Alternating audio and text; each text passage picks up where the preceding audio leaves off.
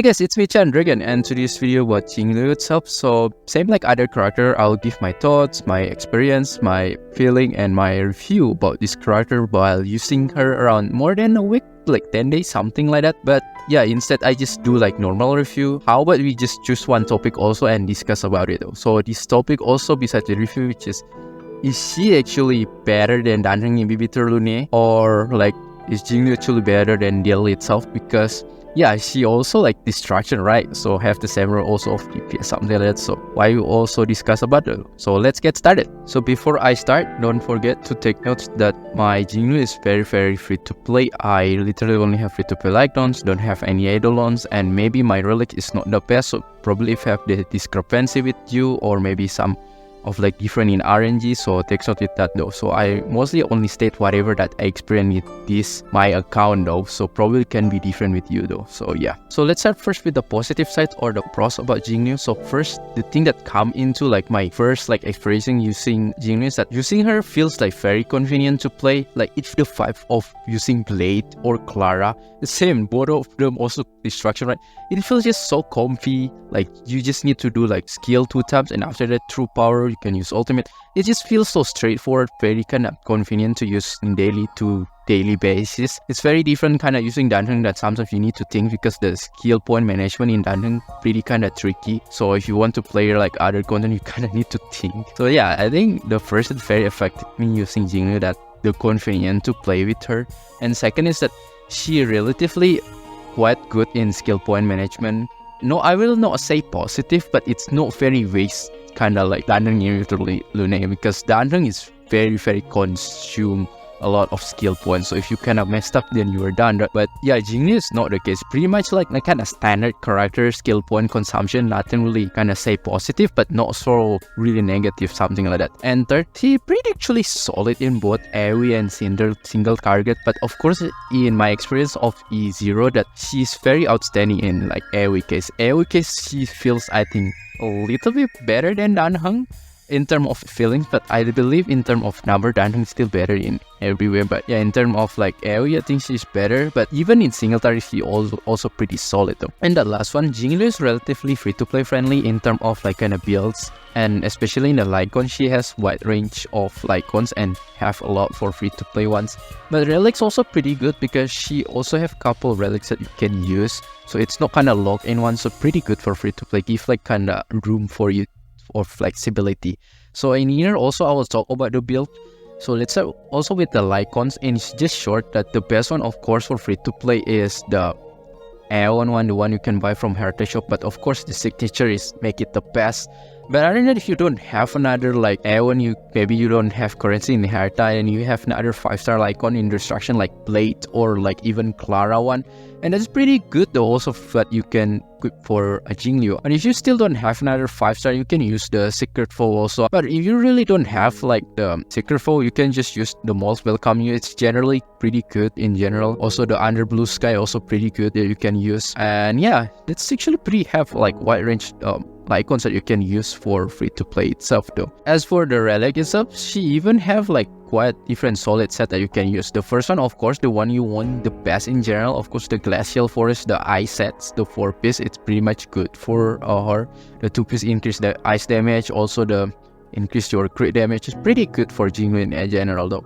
But other than that, if you kind of use the character, let's say the defense reductions like kind of Pela itself, you can use the quantum set though, the 4-piece, because the 4-piece is pretty good. When you hit the target, you can ignore 10% of defense though. And also the where like kind of have the quantum weakness, it will deal additional like 10% defense though, because so it's pretty much good if you kind of pair with the kind of Pela, and also you have DHIL for Wolves. This can be a very good even like option, can be better or certain situation even this quantum set though, if you kind of want to use Pela, something like that. But in general, those two is solid sets between the quantum sets or the Glacial Forest or the ice set itself though.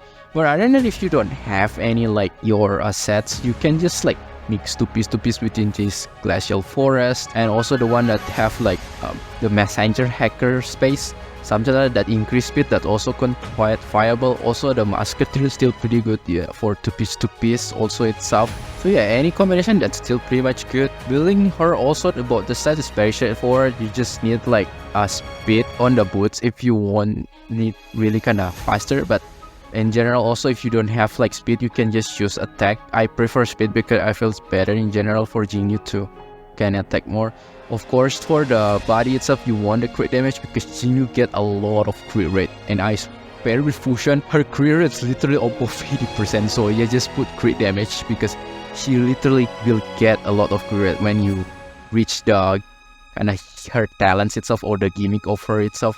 And other than that, for the planner or the spear, of course you can just go with the classic, the ice damage bonus for the planner spear, and then for the link crop just go with the attack though. As for planner and the spear, of course the best one that you can put is the Rutilan Arena because it increases the basic and skill damage increase, which is what the Jingliu need. But if you really don't have, you can just use best feeling Tation. That's a very good in general for DPS also. So yeah, she has pretty quite range of free-to-play option for her, so it doesn't feel so kind of punishing, so it's pretty relatively good for free-to-play though. So that's the positive side about Jingliu. Now we'll talk about the cons or negative side of Jingliu. But I'll, to be honest, after using her like more than a week, try to find what any like I find like negative or annoying that I don't like. Honestly, I cannot find a really major issue about Jingliu. Yeah, she has, but it's very minor. It's very different than other character that I review. I have like a significant issue that I will talk, but in Jingliu it's very just minor, so you can just even ignore. But if you want to hurt, there's 3 of them. First, I would say the thing that I feel like a little bit slow in Jingliu, that you need to building her like kind of true power, or you need to get to stack first, right? So you need to do like waste your turn around 2 times, and then yeah, finally you can use your main gimmick itself. So yeah, it's kind of slow. So if you kind of want to start like very strong at the first, like maybe like Dan Heng like the start, or even Sele at the start, just buff everything at the start, yeah, you cannot like the Jingliu. You need to build up first though.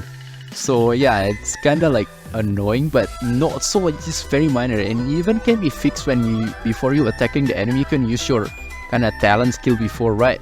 Use your E, and then after that, yeah, you already get 1 stack, so you just literally need 1 stack. So that's actually, I say, very minor. And second, the team drain HP can be annoying or disadvantage a little bit. It's not really that much kind of effect to my experience until right now, but some certain condition, if you kind of your team almost died, then when Jingliu you need to use the main gimmick itself, the skill, then she will continuously drain your teammate HP, so sometimes a little bit not benefit. But yeah, I say again, it's just very minor. It's just only like certain condition where your team almost died, then yeah, that's quite unfortunate. And the last one, I think this is only the biggest a little bit dealing with Jingliu, which is in term with the shielded character, Jingliu will not really working well for the long term like battle, because you know like Jingliu keep like drain teammate HP. If you only rely on shield, your HP will keep draining though. So if it's like a long term run, then you might end up still having shield, but your character HP already below 50%. But yeah, again, I say in current situation, we don't have any modes that require a very long turn. But what if in the future, if there's a modes that require you to run a very long turn, then yeah, she might be not really synergized well with the shielder type of character. That's the kind of J part. So that's pretty much about the pros and cons about Jingliu, and I will talk about the main course. So actually, Jingliu is better than Dan Heng Imbibitor Lunae or not though. So yeah, in here I will not just talk about just purely about damage, but also about the experience and feeling, because I feel like in terms of kind of this game, it's not also about number, but also how it feels like it works in practical. So I'll give both in perspective. So I'll just say in terms of damage, because I also curious, I did the comparison between Jingliu and Dan Heng Imbibitor Lunae, and in my account situation, I'm not really sure in another account probably can be different, but in my account, my Dan Heng Imbibitor Lunae still deal more damage compared to Jingliu in single target, and feels more superior in single target actually for Dan Heng. But in terms of AoE, actually Jingliu feel quite comparable with Dan Heng. But then again, if you think that Dan Heng is a character that consume a lot of skill points, he sacrificed a lot of skill points. Technically, he required 3 skill points though if you don't have the ultimate. If you have the ultimate, of course, you only need 1. And if you think again, not all the player have the fancy stuff or have a very good stat or have a lot of character. So some of us will be end up using 3 skill point on some of the turns, right? Or even some of the turns we cannot even utilize the full power of Dan Heng itself though. Including me, sometimes I cannot, I have to just use like 3 skill point because I cannot afford like the ultimate every single turn for Dan Heng. While Jingliu, I don't have like any skill point problem at all though, because she literally only required like 2 skill point, after that 3 skill point afterwards for a couple turns, and that feels so comfy though. And then yeah, if you think again, Jingliu also able to attack faster, so attack more frequent than Dan Heng itself. So although she deal less damage, but she has more frequency to attack, because Dan Heng itself, you cannot make so much like speed, because she need also like ultimate to charge up and charge up in skill point. If you kind of make your Dan Heng too fast, you will end up suffer in your skill point management. But Jingliu can like literally can ignore that and like can fully optimize with the speed though. So because of that, yeah, although she deals less damage, but she also can attack more frequent, less like skill issue point management, make it out to say they are quite comparable though in the end though. Especially if you kinda want to count also like for the user experience, confidence and smoothness of gameplay. Like the gap between Jingliu and Dan Heng Imbibitor Lunae, it's even, I have to say, it's very close, and I have to say even tight itself though. But of course, I would just to make it simple, if you just care more about damage, then Dan Heng. But if you care more confidence, I will say Jingliu. But in the end, for me, my verdict, both of them is tie or comparable at least. So yeah, pretty much that's it about my review about Jingliu itself. And yeah, if you still kinda question is she must pull, because I say she pretty much comparable with Dan Heng Imbibitor Lunae, I have to say she is not really a must pull, but she is very nice option if you still need a DPS, because she relatively deal quite good amount of damage, very solid, very amazing damage. So if you still need a DPS, then sure. But if you feel that you don't need any more DPS, then yeah, you can just skip for her, because you also have another solid option, right? But silly, you can wait, maybe rerun again from Dan Heng or Blade, something like that, or maybe in the future character though. So yeah, I think she's one of the characters that if you need DPS, then go for it. If you don't need DPS, then you can skip them. So yeah, if you enjoyed this kind of video, I appreciate, and feel free to hit the button and like, and I will see you next time, and bye bye.